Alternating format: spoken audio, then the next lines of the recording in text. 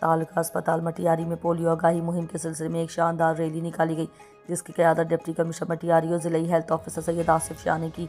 Rally में ज़िला के मुख्तलिफ महकमों के अफसरान, डॉक्टरों और शहरियों ने बड़ी तादाद में शिरकत की।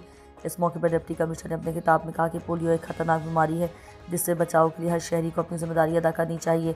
उन्होंने जोर दिया कि 5 साल से कम उम्र बच्चों को हर सूरत पोलियो के कतरे पिलाए जाएँ, ताकि वो मुस्तकबिल में सेहतमंद ज़िंदगी गुजार सकें और मुल्क की तरक्की में अपना किरदार अदा कर सकें। रैली में SSP Matiari Abdul Aleem Baloch, ADC2 madam Iqra Jannat, assistant commissioner Matiari Abdul Sattar Shaikh, assistant commissioner Hala Mujahir Budho, DIP Zulfiqar Lashari और टाउन ऑफिसर इसरार हैदर मुराई ने अपनी टीमों के हमरा शिरकत की। इसके अलावा डॉक्टरों की टीम और दीगर मुतालिका अमले ने भी भरपूर हिस्सा लिया। शुरका ने बैनर्स और प्ले कार्ड्स उठाकर पोलियो के खात्मे से मुतालिक आगाही फैलाई और आवाम से अपील की और अपने बच्चों को पोलियो से बचाव के कतरे ज़रूर पिलाएं।